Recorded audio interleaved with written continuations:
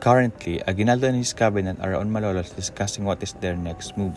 And with 2 weeks of the war events, they prepared to secure defense from Manila. So General MacArthur's preparing the column advance on March 20 to launch a two-pronged offensive into northern part of Luzon. Day by day, they quickly overran several towns in Bulacan until they captured Malolos on March 31, but they failed to capture Aguinaldo. This time, Aguinaldo had already decamped and he transferred his capital to San Fernando, Pampanga. A month after, Otis launches his offensive on April 23. The battle developed as American forces led by Major J. Franklin Bell engaged to Philippine Republic Army led by Filipino Gregorio del Pilar at the town of Kinga. In the first phase of battle, Goya and his forces successfully stopped the American forces to advance, putting them in a hard position to continue the offensive attack. However, he and his army were forced to abandon their camp and retreat as the American forces continued to reinforce and threaten the camp in Kalumpit. Then, Aguinaldo changes his headquarters to San Isidro, Nueva Ecija, and worries of it, there's an unexpected event that will come.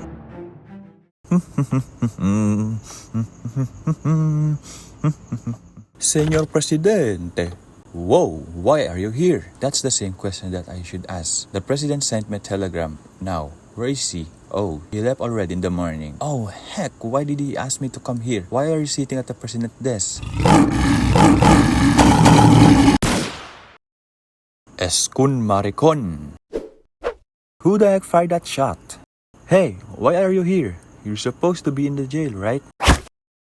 On June 5, 1899, General Antonio Luna with his two fellow men has been assassinated by his fellow Filipino in Cabanatuan, Nueva Ecija, publicly declared on by June 8, receiving more than 30 wounds, mostly stabs and rifle shots, as he tried to fire his revolver at one of his attackers and uttered traitors and cowards. Immediately after his death, confusion reigned on both sides. Americans even thought Luna had taken over to replace Aguinaldo. The conspiracy that occurred said Aguinaldo with some of his cabinet held a meeting with Cabanatuan to plot an assassination on Luna. They said that Luna wasn't effectively being a war commander due to consecutive defeats in the battle, and said he was plotting a coup to Aguinaldo and signing himself as a military dictator. Many of these rumors weren't true.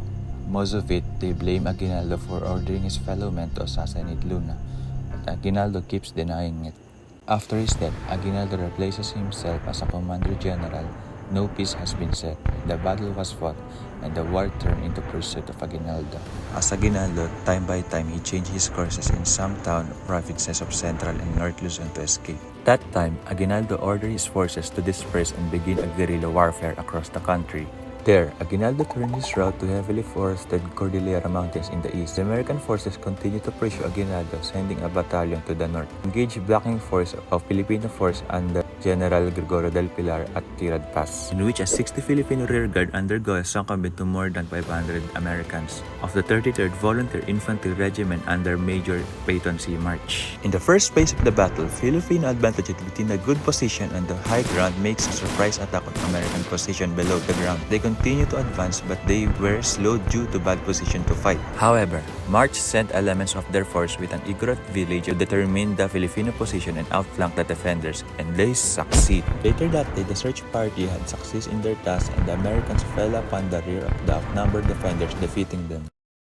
Over the course of the battle, 52 of the 60 Filipinos were killed. Among the dead was General Del Pilar, shot through the neck at the height of the end of the struggle. When Aguinaldo declared the guerrilla warfare, Philippine forces across the archipelago began staging bloody ambushes and raids such as guerrilla victories in several places. This made the American occupation of the Philippine archipelago even more difficult over the next few years. In the 1990s, there was a presidential election in the United States. The hope was to inflict enough American casualties to result in Mckinley's defeat by William Jennings Bryan. Filipino hoped that Bryan, who held strong anti-imperialist views, would withdraw the American forces from the Philippines. And so, McKinley wins the election. It was demoralizing for the insurgents and convinced many Filipinos that the United States would not depart quickly.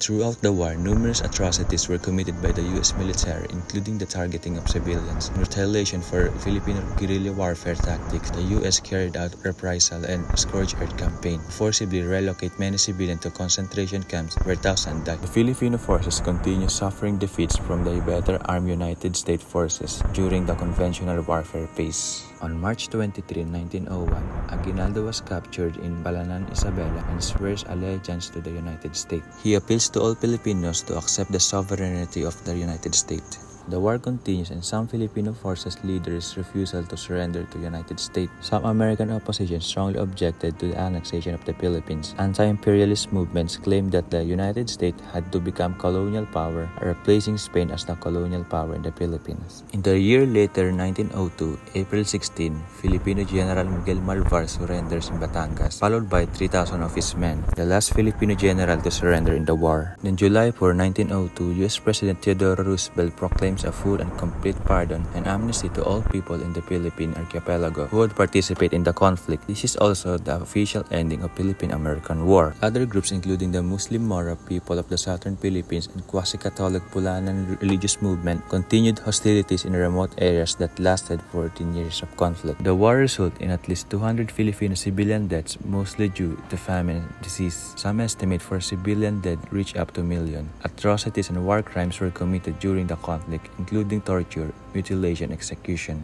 The occupation of the United States changed the culture of the island, leading to the rise of Protestantism and the establishment of Catholic Church, and the introduction of the English to the island as the primary language of government and education, business, and industry.